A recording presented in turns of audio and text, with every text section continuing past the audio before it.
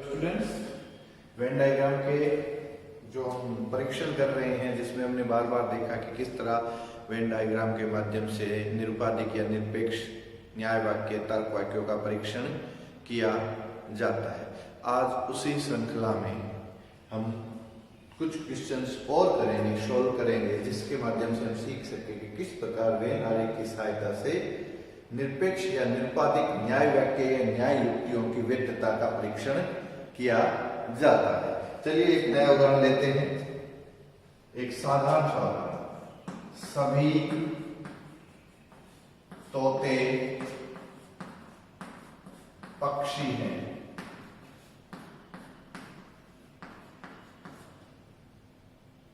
सभी कौवे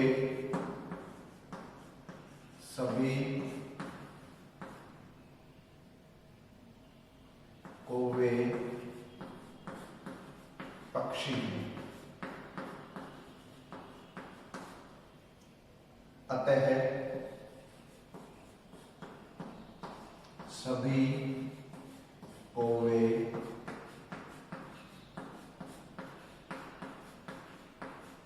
तोते हैं। देखिए, यह सवाल हुआ आज का। एक एग्जाम्पल आपके सामने आया और प्रश्न पत्र में इसी तरह का एक एग्जाम्पल है और वहां आपसे पूछा जाएगा कि दिए हुए न्याय वाक्य या न्याय युक्ति की वैधता या अवैधता का परीक्षण वेन आरेख के माध्यम से कीजिए। तो ये प्रश्न आ गया। हमने सबसे पहले क्या कर देना है, उत्तर पुस्तिका में इसको ऐसा का ऐसा उतार देना है। और जैसा कि हम बार बार बता रहा हूं, मैं आपको, हम चर्चा भी कर रहे हैं, सबसे पहले हमें क्या करना है, निष्कर्ष के उद्देश्य और विधेय पहचानने। तो दोस्तों, हमने पहचान लिया निष्कर्ष के उद्देश्य या निष्कर्ष का विधेय। पहचान ली, ये पहचान हो गई हमारी। फिर दूसरी बात, जो निष्कर्ष में उद्देश्य और विधेय है वो पूरे न्याय वाक्य में उद्देश्य और विधेय रहते हैं। तो दोस्तों, ये हो गए विधेय और ये हो गए उद्देश्य। उसके पश्चात एक ऐसा पद होता है जो निष्कर्ष में तो नहीं होता, लेकिन दोनों आधार वाक्यों में समान रूप से प्रयुक्त होता है। उसको हमने नाम दिया था मध्यम पद। ये लो जी, मध्यम पद हो गया। अब फिर क्या करना था, ये हो गया। फिर हमें करना था इन तर्क वाक्यों की, निरपेक्ष तर्क वाक्य जो न्याय युक्ति में आए हुए हैं तीनों ही, इनकी पहचान सुनिश्चित करना। सभी हैं, किस प्रकार का है, ए प्रकार का। सभी हैं ए प्रकार के, सभी हैं ए प्रकार के। पी एम लिख दिया जी हमने, पी एम। एस एम, ये लो जी, एस एम भी लिख दिया हमने। एस पी, ये लो जी, एस पी लिख दिए। उसके बाद ए में क्या था, not equal to 0, not equal to 0, not equal to 0। Sorry, देखिए हो जाता है गलती, मेरे से गलती होगी। ए में नॉट इक्वल टू 0 नहीं होता, बराबर 0 होता है, बराबर 0, बराबर 0। यह होगी। यह कौन सी स्थिति बनी, जो चार आकृतियां बनाई हुई है, फर्स्ट, सेकंड, थर्ड और fourth, PM S M S T, PM S M S T, ये द्वितीय आकृति बनी। तो इस आकृति को यहाँ तो देखो बोर्ड के कारण, जगह के स्पेस के कारण, चलो यहाँ ही लिख देता हूँ मैं। यहाँ लिखता हूँ ए ए ए, यह क्या है, अवस्था कौन सी है, द्वितीय। ए ए ए क्या है, योग है, और यह क्या है, आकृति है। न्याय वाक्यों का योग की अवस्था क्या है, ए ए ए, और आकृति कौन सी है, द्वितीय। अब हम इसका वेन डायग्राम बनाएंगे। ये मैं अभी बोर्ड की उपस्थिति के कारण मैं यहां लिख देता हूं। A P M 0, A S M 0, A S P 0।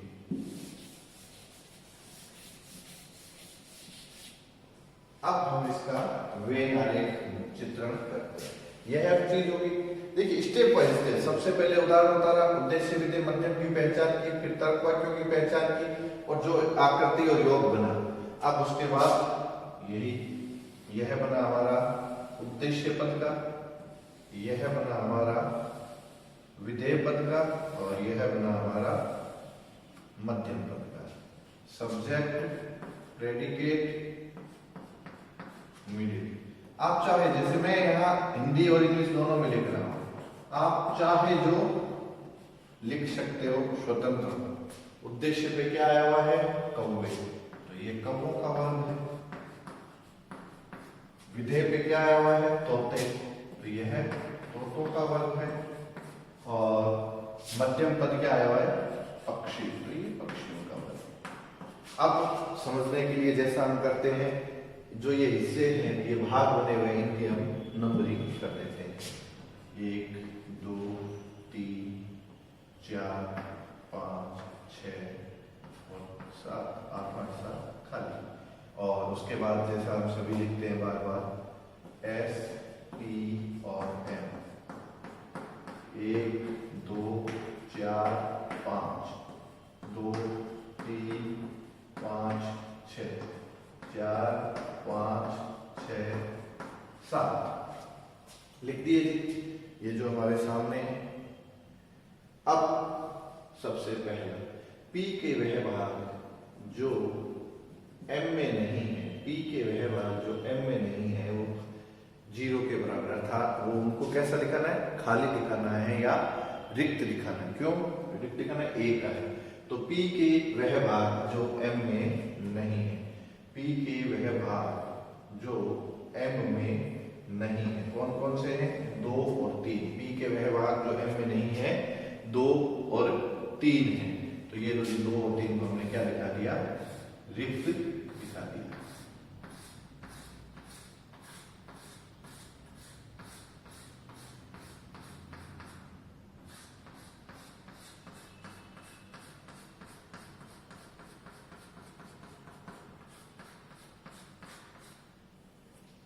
दिखा दिया 2 और 3 को रिक्त। उसके पश्चात दूसरा, पहला कर दिया, दूसरा क्या कहता है? S के वह भाग जो M में नहीं है, उद्देश्य के वह भाग जो मध्यम में नहीं है, कौवों के वह भाग जो पक्षियों में नहीं है, S के वह भाग जो मध्यम में नहीं है, कौन कौन से हैं जी? 1 और 2। तो यहाँ क्या है? 2 पहले से दिखाया हुआ है, तो इसको अगर हमें दोबारा दिखाना है तो हम कुछ इस तरह से दिखाएंगे, ताकि स्पष्ट रूप से पता चल सके हमने इसको पूरी तरह से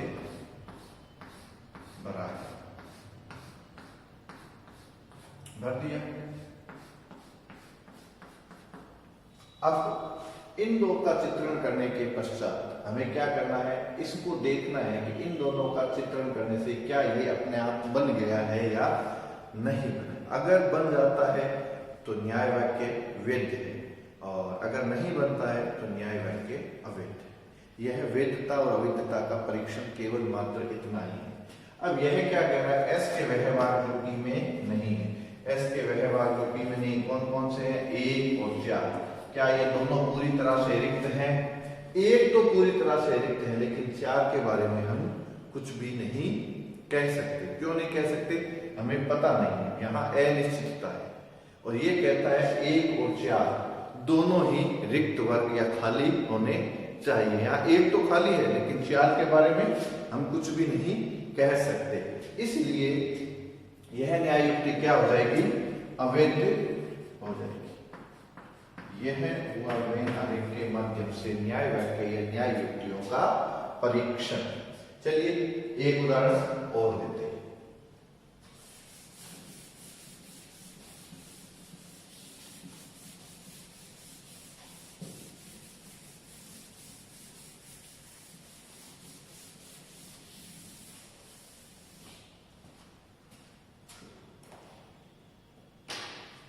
इस उदाहरण में हम देखेंगे कि अगर सर्व, अभी तक जो उदाहरण ले रहे थे कुछ में सर्वव्यापी थे, कुछ में अंशव्यापी थे, हम इस बार कुछ एक ऐसा उदाहरण लेते हैं जिसमें सर्वव्यापी और अंशव्यापी कुछ इस तरह का। जैसे ये है एक उदाहरण देखिए आप। कुछ कर्मचारी मतदाता है, कुछ कर्मचारी मतदाता हैं, कुछ कर्मचारी मतदाता हैं। दूसरा, कोई भी मतदाता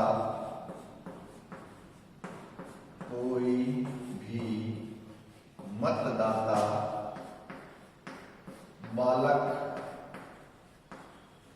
नहीं है, कोई भी मतदाता बालक नहीं है। अतः कोई भी बालक,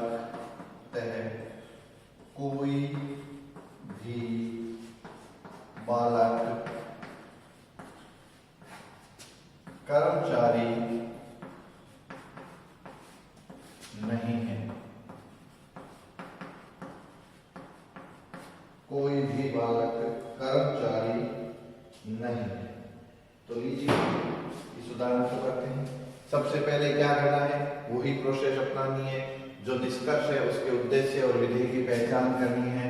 यह निष्कर्ष का उद्देश्य, यह निष्कर्ष का विधेय पहचान करनी। तो निष्कर्ष में विधेय है तो पूरे न्याय वाक्य न्याय युक्ति में विधेय पद रहता है। जो निष्कर्ष का उद्देश्य है वह पूरे में उद्देश्य पद रहता है। यह हो गया। इसके अतिरिक्त एक ऐसा पद होता है जो ना तो विधेय निष्कर्ष में नहीं है और उद्देश्य विधेय के अतिरिक्त है, तो वह होता है मतदाता और केवल आधार वाक्यों में होता है। अब इसके पश्चात हमें इनकी पहचान करनी है। पहचान ये, पहला तर्क वाक्य बना आई प्रकार का, कुछ है, कोई नहीं है ई प्रकार का, कोई नहीं है ई प्रकार का। सामने आया वो लिख दिया। विधेय मध्यम उद्देश्य और उद्देश्य विधेय। क्या किया, आई का क्या होता है, not equal to zero, not equal to zero, not equal to zero, यही बनता है। यह बन गया। यह कौन सी स्थिति बनी, PM MS SP, PM MS SP,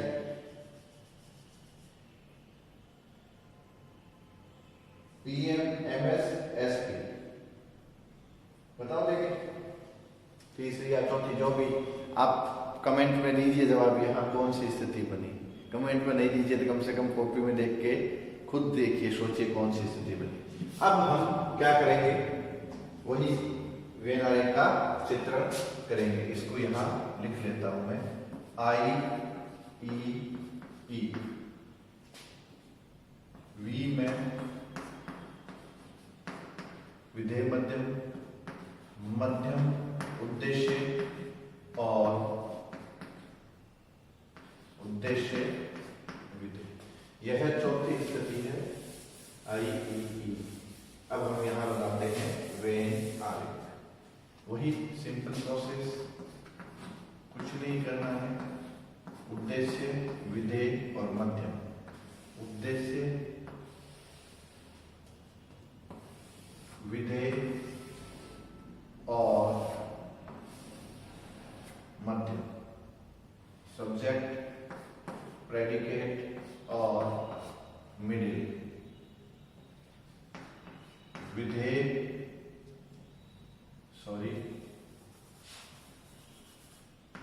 उद्देश्य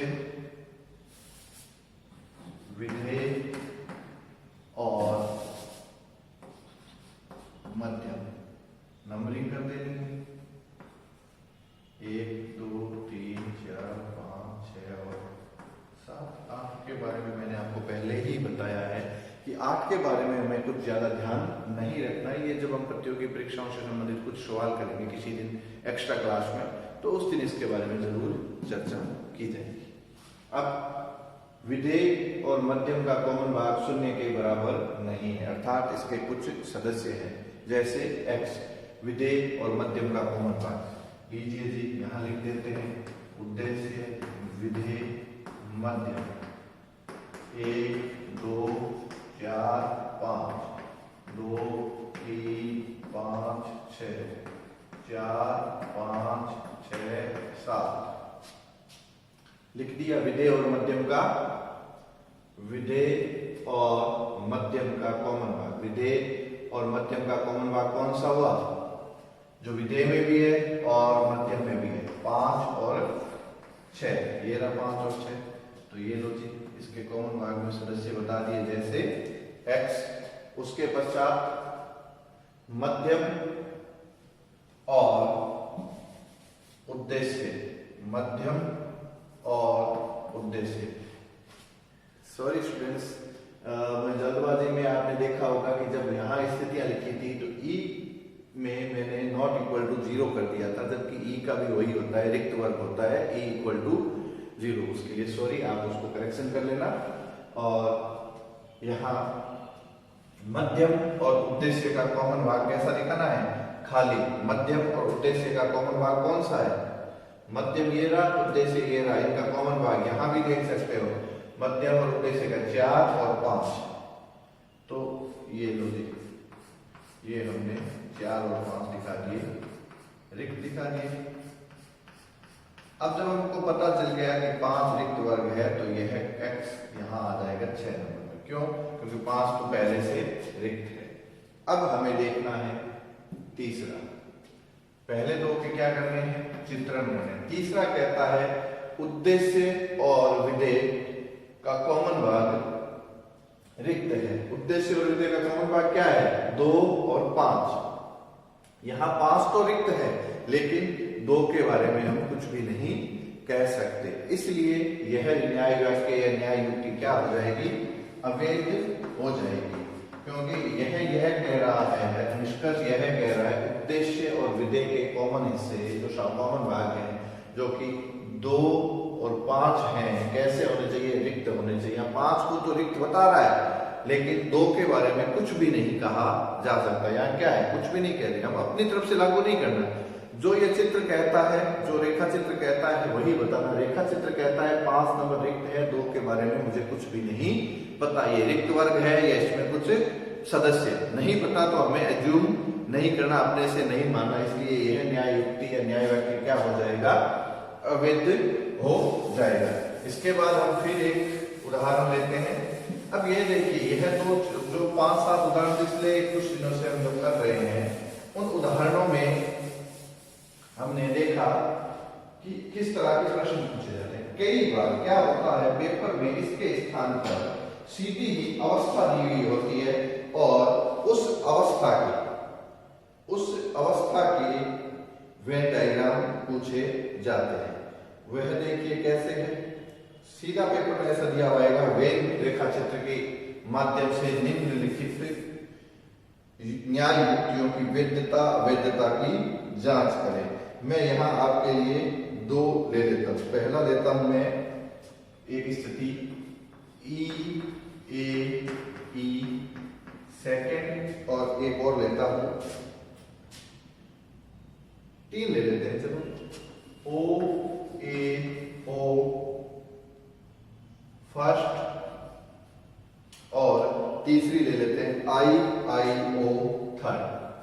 आई आई ओ थर्ड। अगर इस तरह से कुछ आ जाए कि निम्नलिखित न्याय युक्तियों की वैधता अवैधता की जांच करें, तो हमें क्या करना होगा? इस तरह की न्याय युक्तियों में हमें कुछ भी नहीं करना है, केवल और केवल यह ध्यान रखना है कि कौन सी आकृतियां बनी है। जैसे यह आ गई ई ए ई सेकेंड, तो इसमें कुछ नहीं करना। सबसे पहले यहां लिख देना है ई ए ई। अब इसके सामने ई ए ई की सेकेंड आकृति लिख देनी है। सेकेंड आकृति क्या है? PM S M S P. E में इक्वल टू 0, ए में इक्वल टू 0 और ई में वापस इक्वल टू 0। अब इसका यहां वेन डायग्राम बना लेना है। उद्देश्य पद का, विधेय पद का और मध्यम पद का। एस पी मार्किंग आप सहूलियत के लिए कर सकते हैं। P और M का जो कॉमन भाग है, P और M का कॉमन भाग है 0 के बराबर है। यह P का रहा, यह M का रहा, इनका कॉमन भाग रिक्त दिखाना है। P और M का कॉमन भाग हमने 5 और 6 रिक्त दिखा दिया। P और M का कॉमन भाग रिक्त दिखा दिया। उसके बाद यह कहता है S का वह भाग जो M में नहीं है उसे रिक्त दिखाना है। S का वह भाग जो M में नहीं है कौन कौन से हैं? 1 और 2 S के वह भाग हैं जो M में नहीं है। हो गया, यह इसका चित्रण हुआ। वैधता अवैधता तीनों के एक साथ देखते हैं। फिर है OAO फर्स्ट। OAO फर्स्ट में क्या है? पहली आकृति, तो यही लिखना है OAO। MP SM और SP, MP SM SP। अब यहां क्या करना है? यहां भी वही O में M का वह भाग जो P में नहीं है, 0 के बराबर नहीं है। A का S का वह भाग जो ये हो गया, O का वापस नॉट इक्वल टू 0। अब यहां इसकी भी वेन डायग्राम बना लेनी है, कुछ नहीं करना। यह बना हमारा उद्देश्य पद, यह बना हमारा विधेय पद और यह बना हमारा मध्यम पद। उद्देश्य, विधेय और मध्यम मार्किंग कर देनी है। क्या कह रहा है? M के वह भाग जो P में नहीं है 0 के बराबर नहीं है, अर्थात उनके कुछ सदस्य M के वह भाग जो P में नहीं है 4 और 7। ये लो जो 4 और 7 के कॉमन हिस्से पे हमने क्रॉस कर दिया। S के वह भाग जो M में नहीं है 0 के बराबर है। S के वह भाग जो M में नहीं है, 1 और 2 S के वह भाग हैं जो M में नहीं है। ये चित्रण कर दिया। वैध अवैध अगले में लिखेंगे। फिर है I O थर्ड स्थिति क्या है? MP MS MP MS और SP। MP MS SP यह हो गई थर्ड स्थिति। इसमें भी कुछ नहीं करना। I का not equal to 0, not equal to 0, O का भी नॉट इक्वल टू 0 और वह भाग जो नहीं है। उद्देश्य, विधेय और मध्यम S P M मार्किंग कर देनी है। ये जिलो मार्किंग कर देनी। अब हमें क्या करना है? M और P के कॉमन भाग को क्रॉस दिखाना। M और P का कॉमन भाग कौन सा है? जो M में भी है और P में भी है, वह है 4 और 7। ये तो दिखा दिया M और P के कॉमन भाग को। फिर है M और S के कॉमन भाग को। M और S का कॉमन भाग कौन सा है? M और S का कॉमन भाग है 4 और 5। यह भी दिखा दिया। अब यह कहता है S के वह भाग जो P में नहीं है, जिसके कुछ सदस्य होने चाहिए। S के वह भाग जो P में नहीं है 1 और 4। अब यहां दोनों जगह क्रॉस आए हैं, लेकिन इनकी वैधता अवैधता देखते हैं। इस प्रकार वापस शुरू से शुरुआत करते हैं। सबसे पहला ये इन दोनों के हमने चित्रण कर रखे, पहले और दूसरे के। निष्कर्ष के हमें चित्रण करना है, देखना है।